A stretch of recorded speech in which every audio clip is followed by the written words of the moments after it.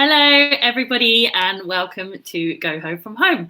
I'm Stacey Carlson. I'm the MD and founder of Goho, and this is our webinar series with lots of topics and lots of experts coming together to give you advice and just basically talk, have a bit of a chat about everything that's going on at the moment and the best things and processes that you can use and adopt to make your work at life and managing your team a bit easier. So this week, I'm joined by Simon Robinson of Robinson Ralph and Charlotte Johns of the Wellcome Trust. Wellcome Trust, isn't it? Hello. So I'll pass over to them to introduce themselves in a moment before we get going. I just wanted to run through a few bits of housekeeping. This is interactive, so please do get involved. You can write anything or engage with people in the chat box. If you want to ask any specific questions, please write them in the question box as well. And you can also vote on other people's questions to move them to the top if it's something you're really interested in hearing about too. And then just quickly at the end, there's a few polls. If you could just go in there to give us a bit of feedback so that we can use that to ensure that the content in our future webinars is as good as it can be. So without further ado, I'm going to hand over to Charlotte. Do you want to tell us a bit about yourself? Okay, hi everyone, I'm Charlotte Johns.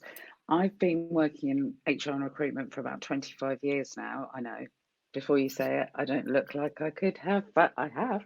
I'm currently working at the Wellcome Trust in the talent acquisition team, which is part of the overall people team, and just doing a few projects for them. But prior to that, I've worked at Transport for London, British Airways, and a number of other sort of big blue chip organisations. So I hope I can answer some of your questions. Cool. And what about you, Simon? I'm a solicitor. I've done it for 20 years. And yes, before you say it, I know it's obvious that I have been doing it for that length of time. So I've worked at various other firms. I'm not going to give any of them free publicity today. I set up my own firm about 2 years ago. There's 7 of us now. So we specialize in employment law, and then 2 of those are HR experts who do stuff that employment lawyers can't and have no business meddling in.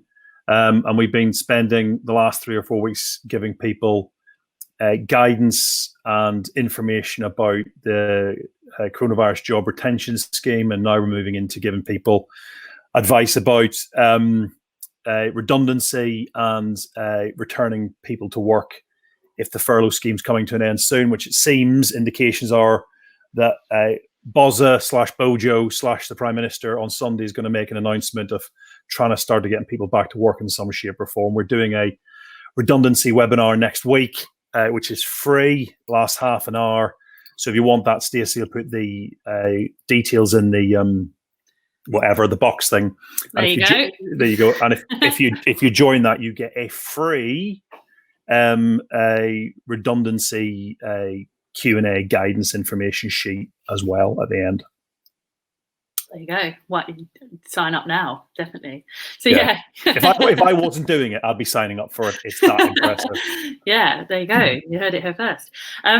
So thank you guys, and thank you, Simon. You're coming back for the second time, because when we did this, it was about a month ago, just over a month ago now. We had so many questions that we've kind of done a follow-up, and again, we've had so many questions come in, so we're going to try and get through as many as we can. But if we can't, then I'm sure Simon might use some of that as feedback to help him shape his webinar next week, and we can always follow up again in a few weeks, depending on how long all this goes on for. As I said, we're Goho. I'm from Goho. We are a marketing, PR and events agency, and we have got quite a big network of people that we work with. So we wanted to kind of share our expertise and theirs, and give you an opportunity to get insight from people you might not normally have access to. So let's get cracking. Firstly, that I'm getting a bit sick of the furlough word myself. I bet you definitely are, Si. Yeah. But furlough and beyond, what are the latest updates when it comes to furlough?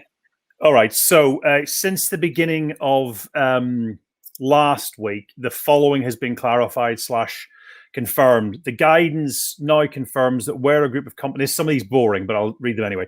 The guidance now confirms that where there's a group of companies have multiple PAYE schemes, and there's a transfer of all employees from those schemes into a new consolidated PAYE scheme after the 20th of February, the new scheme will be eligible to furlough those employees and claim the grants under the CJRS. That's probably the most boring one. Okay. One that is probably more interesting is one that I've been asked a question about literally the day before and didn't know because the guidance didn't tell us. Just on that point, if everyone be aware that the only information that you really should be following is information that comes directly from the guidance. Anything else is really much speculation. And there's a lot of speculation out there. There's a lot of lawyers who I've seen who've been taking academic points on Twitter, which doesn't help anyone who's doing this commercially and in real time. So it might be best just to sometimes too much information can be too much information. So I would keep your sources down to a minimum. Anyway, whilst on furlough, employees who are union or non-union representatives are permitted to undertake duties and activities for the purpose of individual or collective representation of employees or other workers. The reason that's important is because under the CJRS, to be eligible, employees can't undertake work for their employer, which is providing services or generating revenue. So the question that had been asked was, well, is consultation then not going to be prevented before people come back from furlough, which would have actually been unhelpful for a lot of employers. But the government has clarified, the HMRC has clarified in its most recent guidance, I think we're in version 752 now, that yes, you can have people consulting, and that won't prevent those people being claimed for as furloughed under the scheme. There is, I won't tell you about company directors unless anyone particularly wants to know about that one, because it's not massively interesting. TUPE transfers, the guidance now states a new employer is eligible to claim under the CJRS in respect of the employees of a previous business transferred after 20th of February, if either the TUPE or PAYE business succession rules apply to the change of ownership. The reason that's important is because the guidance previously said after the 19th of March, so it's come forward a few weeks. There's also a section dealing with employees who are getting maternity allowance and all that kind of stuff. But if there's any specifics just on that point, Stacey, and to your viewers, we have a standard Q&A document which covers all the CJRS stuff. So if anyone wants that and they email info@robinsonralph.com, we can send it to you. If you just say to Juliet, he'll be sending it out because she loves dealing with hundreds of emails a day. She cannot get enough of it. If you can just say, Simon says you'd love to do this, and then I can hear the anguished groan from the next room. So if you can email her, she'll send you that free Q&A, which I think covers most questions that people will have about the scheme as we currently know it. Yeah. Oh, and hopefully that's about the end of furlough now. I think to be honest, it is. I think because now the scheme opened on the 20th of April, the portal opened and payments are being made, and it seems they're being made in a timely fashion. I think the main worry about who people could claim for and what they could claim for and all the unanswered questions, I think we've pretty much got it all. No, there might be some loose other tidying up stuff, but I think most of the big questions have been answered. I think that where we're moving on to now is the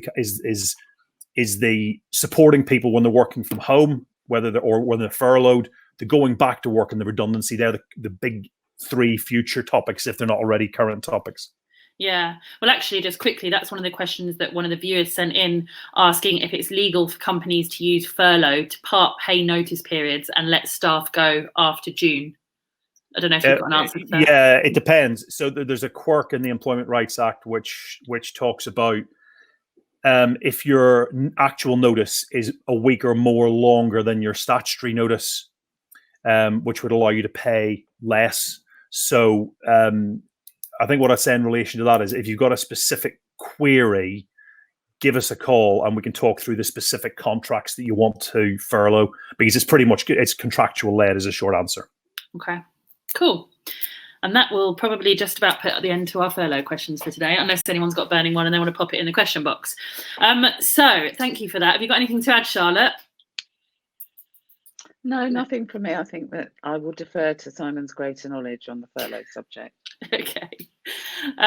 So moving on to something a bit more HR related, we've got what happens if I need to do a disciplinary hearing at the present time, like with everyone locked down, you know, how can someone go about that? Charlotte, do you want to start on that one? Yeah, I mean, I think that that's quite straightforward because disciplinary hearings will follow a process set out by the organisation that aligns to their policy. So I think that the only differences that I would make is I would make sure that paperwork and notes and meeting times were sort of delivered in a very timely way, and that everybody is aware, you know, kind of check and double check that people know where they have to be and that they've got all the documentation and their expectations are managed before the event. I think that actually it makes it sort of quite clean cut running something like a disciplinary event using a sort of vehicle like Zoom or Microsoft Teams or Google Hangout. But I would really make sure that you have lots of kind of timeouts and breaks and stand downs so that you know the various different parties can sort of have a conversation before they come back, because they might find it a little bit more intense, as we all have with all these additional video calls that we've been doing.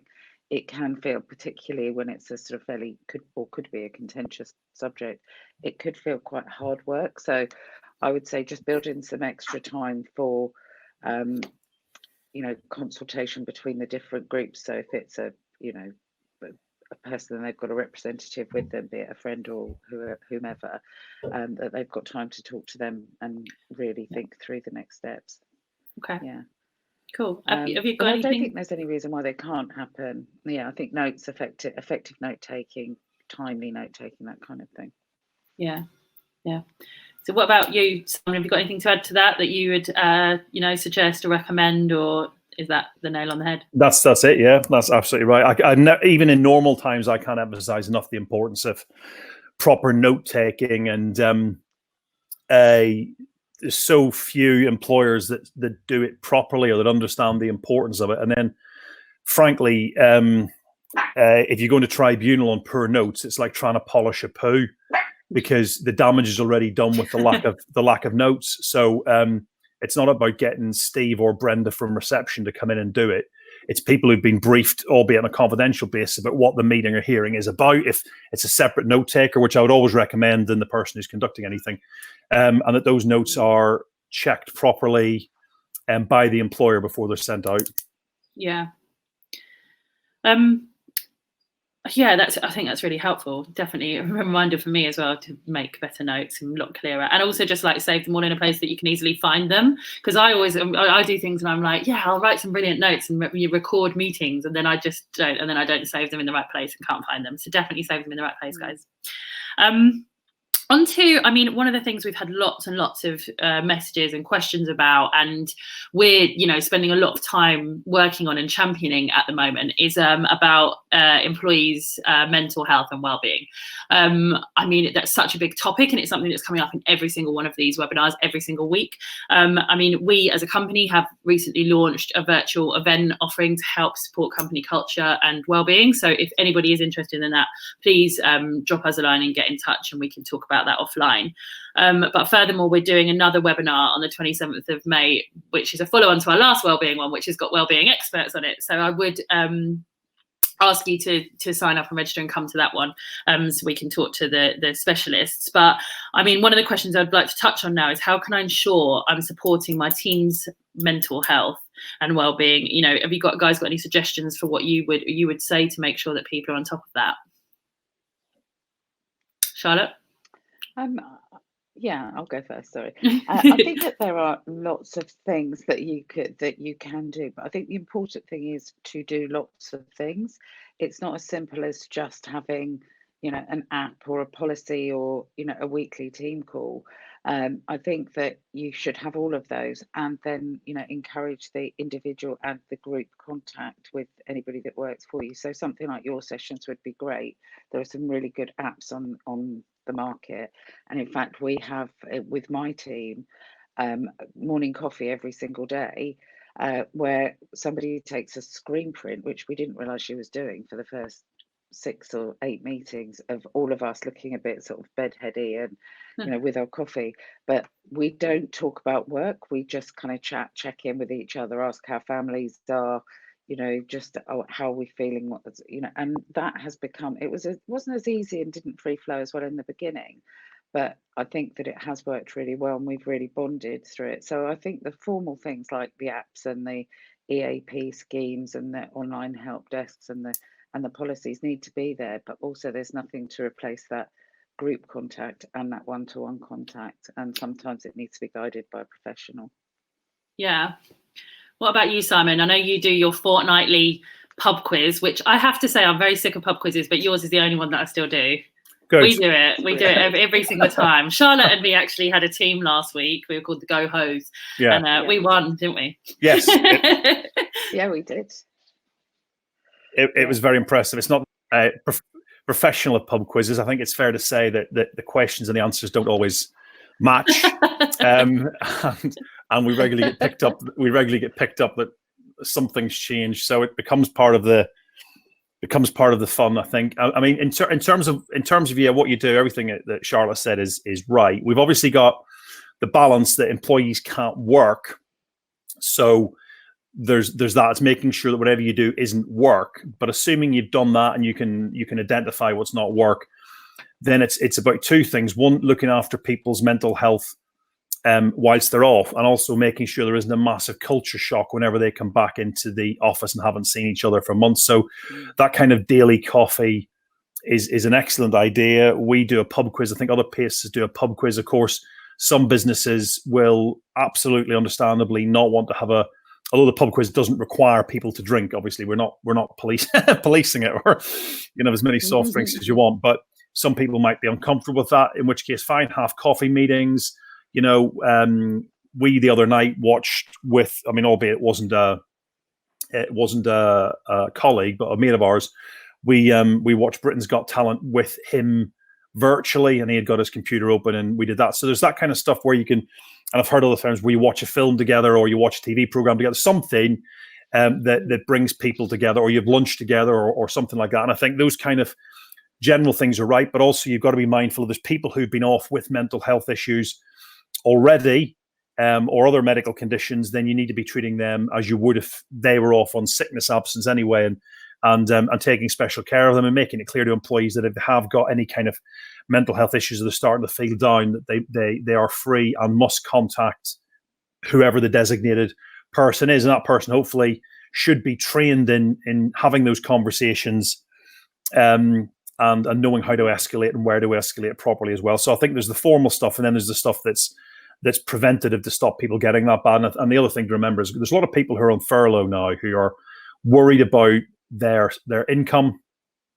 and they're also thinking, I'm probably the first one on the chopping block when it goes back for redundancies. So that's bad enough. But then the people who taking furlough or working from home outside of it, you then got the people who are maybe working or who are living by themselves and have got no other contact. They might be living in a flat or whatever, don't even have the garden. They've got no contact, and what they're relying on, it could well be, is that contact from work to keep them sane. So it may well be with some people you need to be making more of an effort than you would generally, and that's just good management. It's not. I think one size fits all is very dangerous for this kind of thing. Yeah. I see we've been joined by Nova now, wearing our flower headband. Yeah. This is Nova. Yeah. Hello. Yeah, and also, not that I'm promoting drinking, which everyone who knows me knows that I do love wine, but with my team, we've been, last night we had a really busy day, and everyone has some down days and stuff sometimes, but yesterday I was like, let's just have some wine time.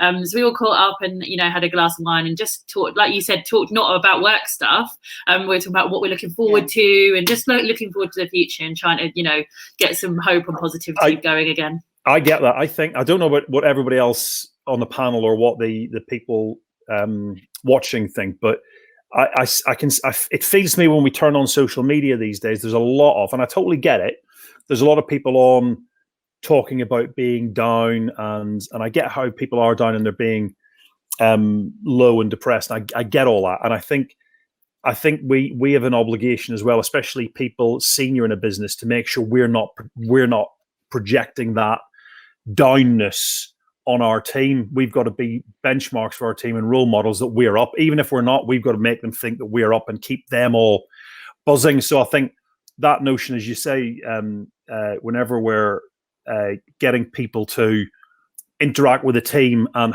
having that bad day, but you're talking about things you're looking forward to, not dwelling on the negativity. I think that's incredibly important. Otherwise, it'd be very, very easy to slide into depression. Yeah.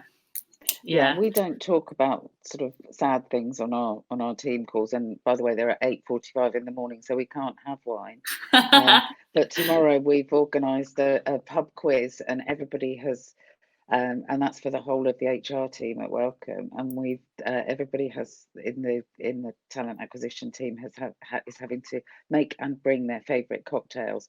So during the quiz, I will be drinking a Negroni, and Nice. they will be probably seeing me a bit more relaxed than normal, but that's fine. Yeah. Well, yeah, one of the things we've been doing actually at Goho is we created this thing called the lockdown games. So each week the team have a different activity, a challenge that we have to do, and then we either vote on it or we put it on our social media for our followers to vote on who's the winner. Or, you know, one week we had to create a TikTok video, which was hilarious, and that who got the most views won. And this week it's cocktail making. So everyone should, on our social media, I think it's going on Thursday, it might be Friday, I can't remember. But yeah, it's going to have a cocktail creation, so photographing the ingredients, you can make them at home as well. So yeah, it's quite fun. It is really funny. It's really funny. We did lockdown poems last week, and we've got a painting competition and all different things. So it's quite fun to just do other it's really interesting how teams, both those that have been furloughed and those that are still working, have really got to know each other a lot better, because apart from the fact that you're having much more honest and sort of emotive conversations, you're also kind of seeing into people's homes and meeting people's pets and, you know, and their families and that kind of thing. You know, life and work kind of blurs. And I think that will be a bit of a challenge when we all get back to work, is how we start to sort of have that demarcation. But, you know, I don't think it's a bad thing that people have got to know each other a bit better. Yeah, I think something that's been quite interesting for me as well is it's been such a short time really, but the journey, how it's been from, you know, people being furloughed, and there's been some people who were like, they were really pissed off they weren't furloughed, and like looking on at their friends who had been furloughed, like with, I wish I was not doing anything and had time off work. And then like it's quite suddenly like changed, where people are now worrying about if they have been furloughed, like you said, Simon, are they going to be, you know, this is all going through people's minds. And then the people who were a bit annoyed that they weren't furloughed are now going, oh, actually this isn't quite so bad. It's really like I've never experienced it in my lifetime. I'm not sure anybody else will have, but to have such a massive change, and then it's changing again. And I just think, I don't know, in another 3 weeks it's going to probably be something completely different that we're all going to try and have to catch up with and manage. And I guess the short thing is none of us have got the answers, but it's good to discuss things. And one of the questions actually was that people would like to understand how other businesses are coping and helping their teams during this time. So if anybody who's watching, if you've kind of done any good ideas, or there's anything that you're doing that's working, please share it in the chat box so people can learn from that as well. It'd be really helpful. We've got a couple of questions actually, that just when you were saying about the apps, Charlotte, we've had 2 people ask if you can give some suggestions about those apps. I know you shared one with me the other day. What one was that? That one was called People Matters, and it really looks good. There are a few, but People Matters is one which I've seen quite recently. I'm really happy to send out the details if anybody wants, or to make an introduction. It's quite new, but they have like a little sort of chatbot who checks in with you every day, and you kind of get a reading of sort of the mental health of yourself, and then it feeds back, you know, with your permission to your company, so that your company can check in on people, and then it links privately or via the company to subsidized you know, professional support and things like that. So it's a very sort of helpful and friendly way of working with your teams. Yeah, so if anyone wants that as well, get in touch and we can send it out to you afterwards. Next, moving on to a bit more about recruitment. I know we've been, we've just been saying you should be looking forward and being positive and looking to the future, and we've just had quite a lot of talk about redundancies and furlough. So yeah, there are obviously still companies that are still needing to recruit. So what recommendations would you give about recruitment and employer branding during this time? I think it's really interesting. I mean, I'm on a group with a lot of different recruitment leaders, and I think most organisations are have slowed down to just sort of business critical recruitment, other than the obvious ones like supermarkets and the NHS, who are hiring like mad things to try and support what's going on. I think the most important thing is to be able to, is to sort of carry on with integrity. So if you've made a decision to put a role on hold, you need to be able to say why that is. And I think that, as you said before, Stacey, it's changing minute by minute. In some cases, and organisations are reviewing their strategy for this week, this year, or the next 5 years, depending on what's going to be going on in the world. So as long as you can, I think that will impact employer brand. So there's a lot of talk in the world of recruitment about the first question is, what did you do? From a candidate to an employer, what did you do in lockdown? How did you treat your employees, or what feedback would you get? So I think for employers, it's kind of consider that question and how you might answer it. Everyone will have had to make difficult decisions. So if you can justify that difficult decision, then you should. And for candidates, there's a lot to be said for that positive mental attitude, and to keep trying, because there are jobs out there, but just, I think, be a bit more flexible and think a bit more about what transferable skills that you have and how you could perhaps use them in a different environment or a different type of role, and broaden your search a bit. Yeah. You got anything to add to that, Si? I think just in terms of the interviews, deciding how you're going to do the interviews. Are you going to be doing the interviews by maintaining social distancing, or are you going to be doing what I would suggest is probably the most sensible, which is doing interviews like this, which isn't ideal, but certainly, some businesses are doing disciplinaries and grievances over Zoom as well, and deciding how you're going to do the interview process. Is there any kind of onboarding information that people need to be sent to read, policies and all that kind of stuff, and making sure you keep a record of what you've sent and what they've read. So I think in terms of recruitment, the law hasn't changed at all. It's just a matter of being fair, making sure you're not recruiting someone because of a discriminatory reason. You're recruiting the best person for the job. I think then everything else that Charlotte said is right. I mean, one thing I think, not really to do with recruitment, but the negative publicity that can come out of treating employees poorly in this time. We had I think the Britannia Hotel up in Scotland, which I mentioned before, which allegedly sacked all its staff as soon as this all happened, which meant they were made homeless on the same day, which is just horrendous for them, but also publicity-wise. And then over the weekend, it's reported that, and I'm not saying any of this is true, but it's reported that Mike Ashley's brand's sports director, is it House of Fraser, and some managers said they were being asked to work whilst on furlough, which would put them, certainly for those employees, in breach of the furlough scheme requirements. And what we were told by Jim Hara from the HMRC a few weeks ago is that there's a hotline for employees to report employers who are making them work or others work whilst they're on furlough, or asking them to work. And that may affect, and there'll be criminal prosecutions, he said, for people who do that. So you'll find criminal prosecutions, naming and shaming, like we do with national minimum wage on a yearly basis. You'll probably find payments aren't made for the people who are actually claiming when they are working, but it may well be HMRC go one step further and say that they are not going to pay for anyone. So we don't know. The implications could be massive. Thanks, Simon. Stacey's just lost her internet, so you've got me now to close. But we actually are coming to a close now anyway. I don't think we've had any more questions through. Did you have anything to add to that, Charlotte? I was just going to say that, I think the important thing with recruitment is to carry on as normal and try and look after people who are in interviews. But we had an incident today, actually, where a manager phoned one of the talent acquisition team saying, "Give candidate a glass of water, sit down there. I mean, what do? Do I say to them, can you go to the kitchen now and get yourself a glass of water? And I think, try and relax and don't panic. It's still an interview. You're still trying to put your candidate at ease. We've often used video interviews or video conferencing for interviews, and so do lots of organisations. So this can easily become part of the new norm. It doesn't need to feel awkward or different.